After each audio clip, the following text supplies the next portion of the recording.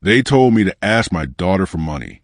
My own son had $12 million sitting in a bank account, and his mother told me to go ask the school teacher instead. That's the kind of sentence that sits in your chest like a rock you swallowed whole. I didn't say anything back to Caroline that night.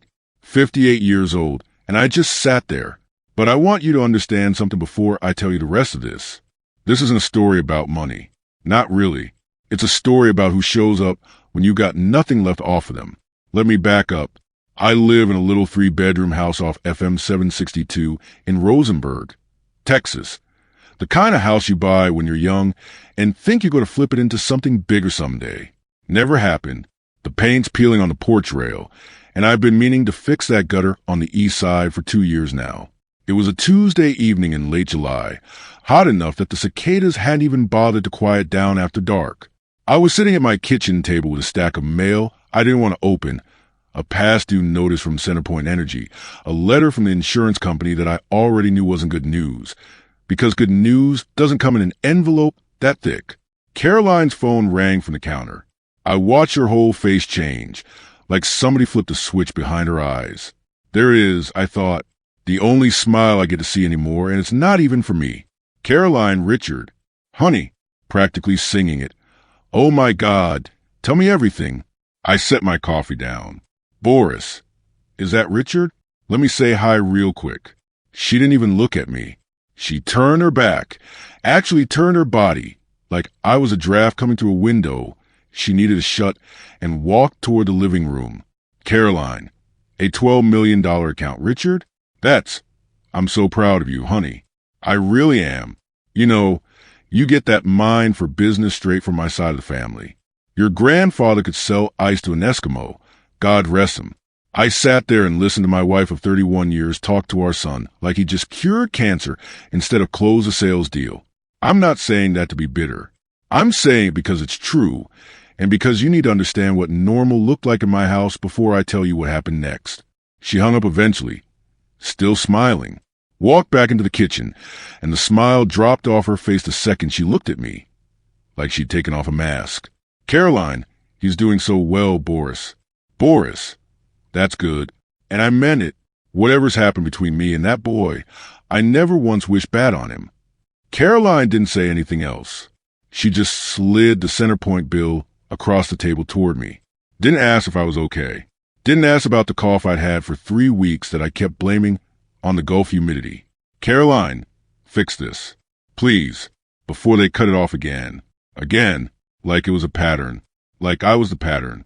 Now, here's the part where I'm supposed to make myself look better than I am. I'm not going to do that. I'm going to tell you the truth. Because the truth is worse than anything I can make up, and it's the only thing that matters here. 10 years ago, I wasn't some deadbeat who gambled away the family's savings at a casino in Louisiana. I was a real estate investor, a small one, nothing fancy, but I was good at it. I bought 60 acres of raw land out past Simonton, land that was going to sit right in the path of the Grand Parkway expansion. Everybody said I was smart. Caroline used to brag about it at church. Then an old pipeline under a neighboring property ruptured. Crude oil bled into the water table before anybody even knew it happened. My land, 60 acres I'd sunk everything into, got locked under a federal cleanup order before I ever broke ground. Couldn't sell it. Couldn't build on it.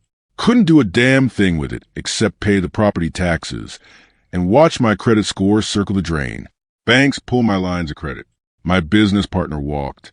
And Caroline never once asked me if I was okay. She asked me how I was going to fix it. That was 10 years ago.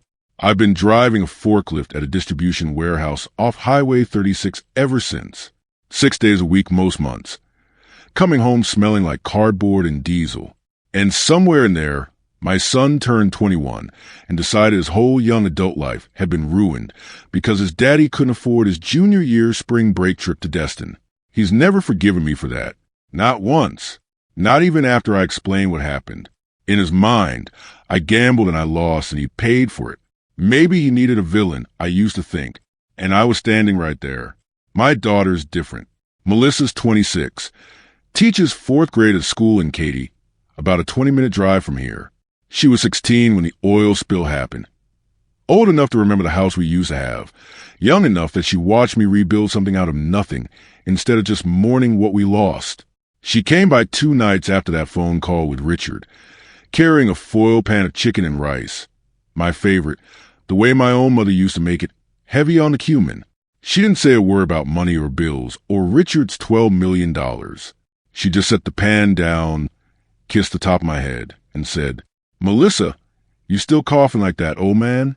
"Boris, it's just allergies, baby." "Melissa, uh-huh." She didn't believe me. She never did. "You're seeing Dr. Ferris Thursday. Don't argue with me." I didn't argue. Wasn't much point arguing with Melissa. She'd inherited her stubbornness from somewhere, and I had a suspicion it was me. Dr. Ferris wasn't smiling when he came back into that exam room. "Dr. Ferris, Boris, I'm not going to sugarcoat this."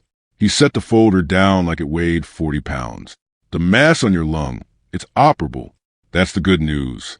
But it needs to come out soon. Weeks, not months." There it is, I thought. The other shoe. "Boris, okay, what else do you say?" So we schedule it. That's when the woman from billing came in. Nice enough lady, name of Becky. Looked about as uncomfortable as a person can look, and told me my insurance had a gap in coverage for the specific procedure Dr. Ferris wanted to use.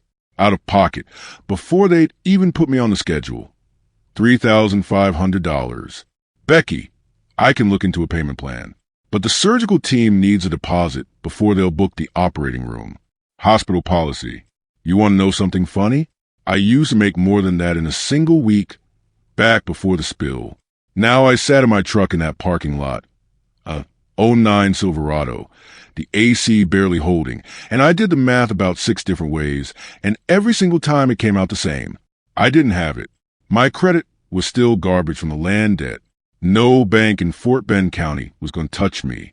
$3,500, I thought. And I've got a son with $12 million sitting in an account somewhere. I told myself I wouldn't call him. I told myself that for 2 full days. Then I called him anyway, because that's what a father does. You swallow your pride and you call your son, and you hope, God, you hope that he's still in there somewhere. He picked up on the 4th ring, and I could hear it right away. Glasses clinking, somebody laughing loud, a woman's voice saying something about a bottle of Macallan. "Richard." "Dad." "Hey, can this wait?" "We're at Perry's celebrating the Hendricks account." "Boris." "Richard, I need to talk to you about something serious." "Richard." "Yeah, okay. Give me a sec." Muffled, like he covered the phone. Then, "All right, go." I told him all of it. The mass, the surgery, the gap in coverage, the $3,500 I needed by the end of the week, or they wouldn't schedule me. There was a pause. A long one. Long enough that for one stupid second, I thought maybe, "Richard." Flat cold. "Dad, I just spent 10 years digging myself out of the hole your bad investments put this family in. You know how hard I worked to get where I am, and now you want to throw my commission back into. What? More of your bad planning?" "Boris." "Richard, this isn't about the land. This is surgery." "Richard, this is... You brought this on yourself. Dad, you always do. Ask the hospital for a payment plan." A pause. Then quieter, meaner. "I've got a reputation to protect now. I can't keep carrying your dead weight." The line went dead. Just like that. My son hung up on me while I was sitting in a hospital parking lot with a death sentence in my chest, so he could get back to his scotch. I called Caroline next.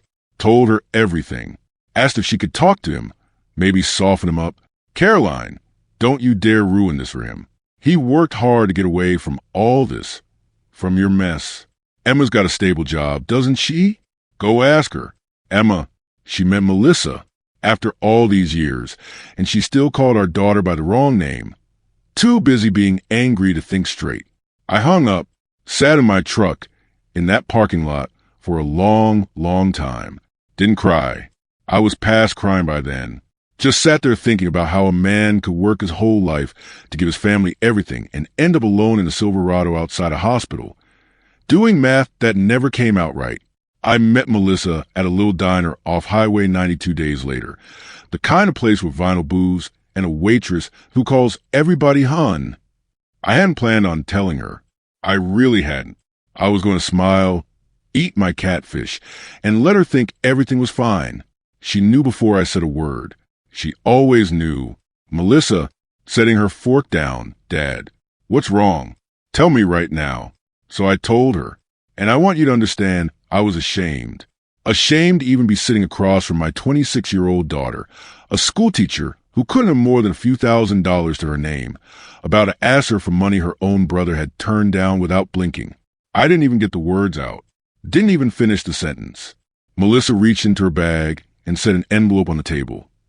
Then she turned her phone around so I could see the screen. A notification from a payday loan company. Approved. $1,500. Melissa, Dad, stopped talking. Her eyes were wet, but her voice wasn't shaking at all. There's $2,000 cash in there. I sold a Civic this morning.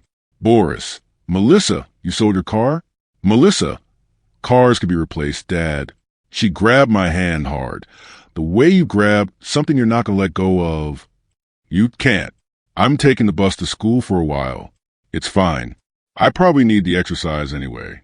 I sat in that booth and wept in front of a waitress named Grace and half the lunch crowd at a diner off Highway 90. My daughter, the one who didn't have $12 million, the one nobody ever bragged about on the phone, held my hand across a Formica table and told me I was going to be okay.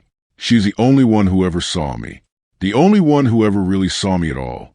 I had no idea, sitting in that diner, just how much that moment was about to matter. I had no idea what was still sitting out there on 60 acres of dead land past Simonton, waiting on me. A letter showed up at my daughter's apartment while I was still healing from surgery. Surgery I'd almost couldn't afford, and it was worth more than every dollar my son ever refused to give me. I sat with that for 3 days before I told a single living soul. But let's not get ahead of ourselves. Let me take you back to the morning of the surgery first, because you need to understand what it cost me to get to that letter. They wheeled me into pre-op at 6 o'clock in the morning on a Thursday in early August.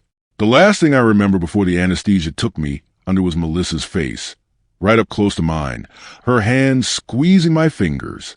Melissa, you're going to be fine. Old man, I already told the nurses you're stubborn as a mule. They said that's good. Stubborn people heal faster. Where'd she learn to be this brave? I thought, 26 years old and steadier than I've ever been in my life. Then the lights went out.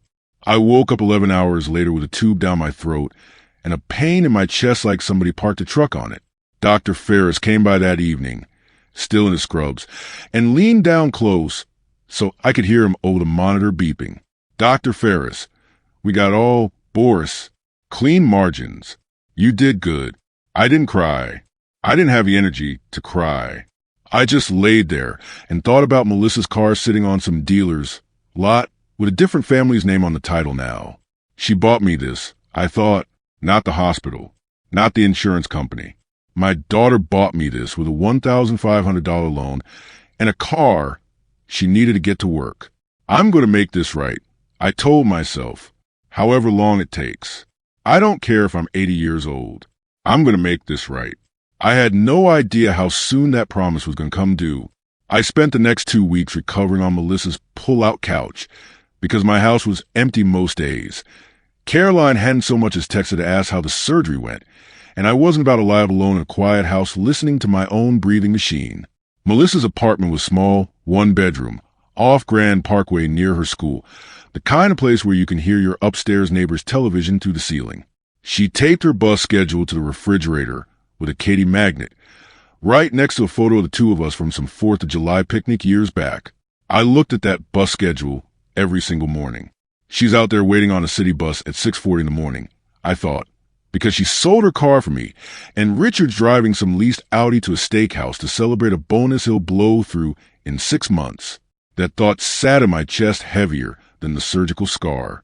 She'd come home from school every afternoon, still in her teacher clothes, smelling like dry erase markers and cafeteria pizza, and she'd check my incision, heat up something simple for dinner. She wasn't much of a cook, my Melissa, but she tried. She'd sit with me and watch whatever cop show was on. And never once, not one single time, did she complain. Never once did she bring up the car. Never once did she ask when I was going to pay her back. That's the difference, I thought, watching her fall asleep sitting up on a kitchen chair one night, still in her work clothes. Richard gives because he wants credit. Melissa gives because she doesn't even think about it as giving. It's just love to her. Plain and simple. It was a Tuesday, 16 days after the surgery, when the mail carrier knocked instead of just leaving it in the box. Melissa was at school. I answered the door in my robe, still moving slow, still tender across the ribs. Mail carrier, got something certified here. Need a signature. 2 letters, actually. One from an outfit I didn't recognize at first, Cornerstone Golf Development, and one with a return address I knew instantly because I'd been getting mail from them for 10 straight years. The United States Environmental Protection Agency. Here we go, I thought. Another update. Another 6 months of nothing. Don't touch the property. Don't build. Don't sell. Don't breathe near it. I almost didn't open it right there. I almost just sat on the counter and went back to the couch. But something made me sit down at Melissa's little kitchen table and tear it open right then. I read it twice, then a third time, slower, because I didn't trust my own eyes. Remediation status. Complete. Site release from federal oversight, effective July 14th. Complete. 10 years. 10 years of property taxes on land I couldn't touch. 10 years of my credit sitting in the gutter. 10 years of my own wife looking at me like I was a stain on the family. And it was sitting right there in black and white. Done. Released. Clean. I set that letter down on the table, like it might go off if I moved too fast. Then I opened the second one. Cornerstone Golf Development. Turned out, while my land had been sitting locked up under a federal order, the Grand Parkway expansion I bet everything on 10 years ago had finally happened, right past my property line. 60 acres that used to be worthless swampland with an oil stain under were now sitting less than a half mile from a brand new interchange, zone commercial, surrounded by exactly the kind of growth I predicted a decade too early. The letter was an offer, a real one, signed, with numbers behind it, not some lowball feeler. $15 million cash, 30-day close. I read that number probably 20 times. I want to tell you, I hooped and hollered and ran around that little apartment like a crazy man. I didn't. I sat very, very still. $15 million, I thought. And 3 weeks ago I was crying in a diner because I couldn't come up with $3,500. I looked up and my eyes landed right back on that bus schedule on the fridge. Katy ISD magnet. My daughter's handwriting in the corner. ARR, 4:40 p.m. Because she'd had to memorize a whole new commute at 26 years old to save her father's life. She's out there right now, I thought, standing at a bus stop in this Texas heat, and I'm sitting here holding $15 million. That's the moment something in me went quiet and cold and very, very clear. I didn't call Caroline. I didn't call Richard. I want you to remember that, because it matters for what comes later. I never hid this money from anybody. I just didn't see one single reason to tell people who'd already told me, in their own words, that my problems weren't their problems. Why would I call them, I thought, when 3 weeks ago they made it real clear whose problem I was? I picked up my phone and called somebody else instead. Larry Foster. Boris. Good Lord, how you feeling? Melissa said the surgery went. Boris. Larry, I need you to look at some paperwork for me today if you can. Something in my voice must have told him this wasn't a check-in call. Larry, what's going on? I told him all of it. The EPA release, the Cornerstone offer, the number. Long pause. Long enough, I thought the call dropped. Larry, $15 million. Boris, that changes everything. Boris, I know it does. I looked at that bus schedule one more time. That's exactly why I need you to pull something else for me first, before we do anything with this offer. You remember a document Caroline had you draw up about 5 years back? Larry went quiet again. Larry, the property and liability separation. The one Richard pushed for. Boris, that's the one. Larry, I remember it real well. I told Caroline at the time I didn't love the idea, but she was insistent, and it was her legal right to protect herself given the debt situation. A pause. You want me to pull the original? Boris, I want you to pull it, and I want you to tell me exactly what it says. Word for word. Don't leave nothing out. Because if I remember that document right, I thought, Caroline didn't just protect herself from my failures. She signed away every single claim to whatever came next, good or bad. Larry called me back 2 hours later. I could hear papers shuffling on his end. Larry, Boris, I'm going to read you the operative language. Caroline Hunt hereby waives, releases, and forever discharges any and all present or future marital claim, interest, or right, legal or equitable, in and to the real property located in Fort Bend County, including any proceeds, appreciation, or value realized therein, regardless of cause. Regardless of cause. Boris. Slow. Larry, does that mean what I think it means? Larry, it means exactly what we drew up. Boris. 5 years ago, she wanted the family house and her retirement protected, so she petitioned the estate. She took the house as her sole separate property, and she forced you to take 100% ownership of that debt-ridden land as your sole separate property. It was legally binding the day it was notarized. Whatever happens to that land now, good, bad, or a $15 million buyout, she signed away every single legal claim to it. Boris. Richard was the one who pushed her to do it, wasn't he? He was the one who set the meeting up. I almost laughed, except nothing about it felt funny. Larry. Told his mother it was smart. Told her it'd protect her credit if the land ever got seized for your debts. And exhale. Son of a gun. Sure was smart, just not in the direction he thought he was being smart. I sat there at Melissa's kitchen table with the afternoon sun coming through those thin apartment blinds, and for the first time in 10 years, I felt something in my chest that wasn't shame and wasn't grief. It was clarity. Boris. Larry, I want to move on the cornerstone offer. Quiet. I don't want a single soul outside this call knowing about it till it's done. Not even Caroline. Not even Richard. Especially not Caroline and Richard. I looked over at Melissa's bust schedule one more time. Boris, you draw up whatever needs drawing up. I want the sale closed, and I want a trust set up right alongside it. Irrevocable. In Melissa's name. Larry didn't say anything for a second. Larry, all of it, Boris? The whole $15 million? Boris, every dime after my debts get paid off. My voice didn't shake, not even a little, which surprised me more than anything else that day. She sold her car for me, Larry. She took out a payday loan at some ungodly interest rate, so I could have surgery. She's been riding a city bus at 6:40 in the morning for 2 weeks straight, so I'd have a place to heal. I had to stop. My throat had gone tight. Meanwhile, my son told me to ask the hospital for a payment plan, and my wife told me not to ruin his big celebration. So no, I'm not splitting this 3 ways for the sake of looking fair. Fair already happened. Fair happened in a diner off Highway 93 weeks ago, and only one of my children showed up for it. Larry, I hear you, Boris. I'll have the paperwork ready by Friday. Boris, one more thing, Larry. Don't put my name on the deed for the house I'm going to buy her, either. Trust owns it outright. I don't want there to be one single piece of this that anybody can argue about later. I want it airtight. You understand me? Larry, airtight. I understand completely.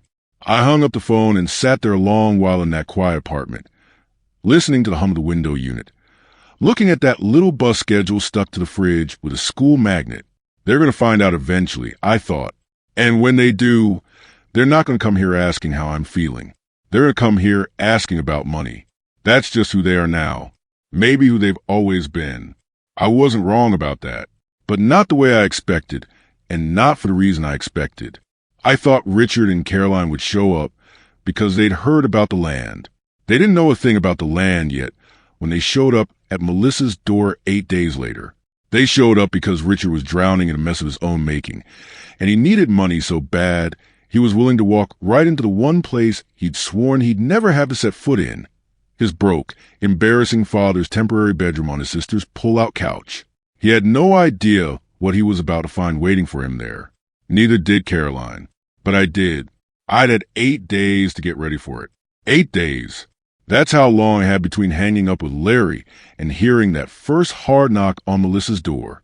8 days to get my paperwork in order, sign what needed signing, and sit with the strangest feeling I'd had in a decade.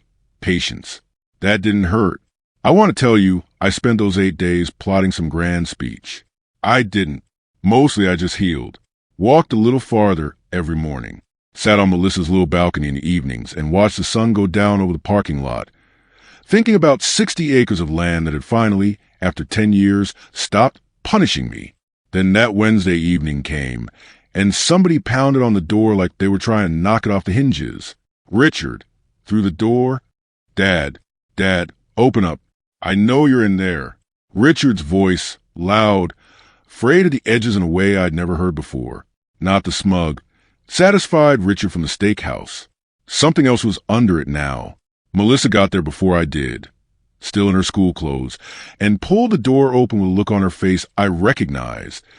The same look she used to give kids in her classroom who were about to get sent to the principal's office. Melissa, you want to explain why you're pounding on my door like the police? Richard pushed past her without answering. Caroline right behind him. Picture this. My son, 31 years old, in a wrinkled dress shirt with his tie already loosened, sweat on his collar even though the AC was running. My wife behind him, arms crossed, face set hard. Neither one of them looked at me and asked how I was healing. Not one word about the surgery. Not one word about the scar still tender under my shirt. Richard, voice cracking just slightly, Dad, we need to talk. Now, there it is, I thought. Not, how are you feeling? Not, I'm sorry I hung up on you in a parking lot outside a hospital. Straight to business. Same as always. Boris, sit down, Richard. You look like you're about to have a heart attack of your own. He didn't sit. He paced. Richard, shaking. I was looking to the Fort Bend commercial registry today. Cornerstone Golf Development just logged a deed memorandum. A 60-acre parcel out past Simonton. Your dad. They flagged the title history because of the waiver Mom signed 5 years ago. $15 million cash. You sold it, didn't you? Caroline's mouth actually fell open.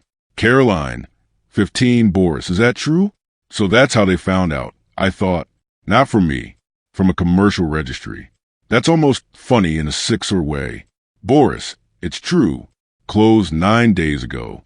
Richard, climbing 9 days? You've had this for 9 days and you didn't call me? Your own son? I looked at him for a long moment before I answered. Boris, last time I called you, Richard, you were at Perry's celebrating a commission while I was sitting in a hospital parking lot trying to figure out how I was going to pay for surgery. You told me it wasn't your problem. So no, I didn't feel the need to call you the second something good happened either. That should have been the moment he softened. It wasn't. Richard, you hid this from us. Finger jabbing toward me. You knew the cleanup was finishing. You knew that land was about to be worth something.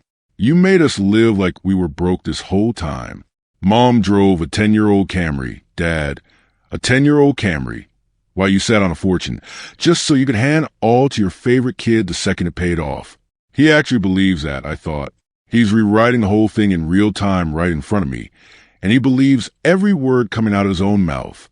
Boris. Quieter, which somehow made the room go quieter too. Richard, I didn't know that land was worth a dime until 16 days ago. I found out sitting on your sister's pull-out couch, recovering from surgery she paid for.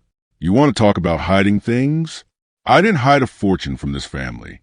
I hid the fact that I was scared for 10 straight years, because every time I tried to talk about it, your mother told me to fix the bill, and you told me I ruined your 20s. Caroline. Arms still crossed, chin up. Don't you dare stand there and act like the victim, Boris.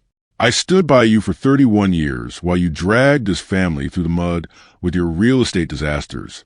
That money belongs to this family. You are being vindictive. You're being cruel. You're being stingy. Richard, you're being stingy, Dad. And it's disgusting. Stingy. I almost laughed out loud at that one. A man who refused his father $3,500 for cancer surgery, calling his father stingy over $15 million. Richard, we're not asking anymore. Low. Mean, the voice of a man who thought he was about to win. Mom's filing for divorce tomorrow morning. Irreconcilable differences. Financial abandonment. The works. My lawyer's already drafting a motion to freeze every account connected to that sale until the courts sort out an equitable division. You had marital assets, Dad. That's not a gray area. That's fraud. He slammed his hand flat on Melissa's kitchen table. The same table where, weeks earlier, she'd slid an envelope of cash across to me without a second thought. Richard, you're going to be tied up in litigation. So long you won't have a cent left by the time we're done. My lawyers will bury you. My daughter's kitchen table, I thought, glancing at her, and he just slammed his fist on it, like he owns the place.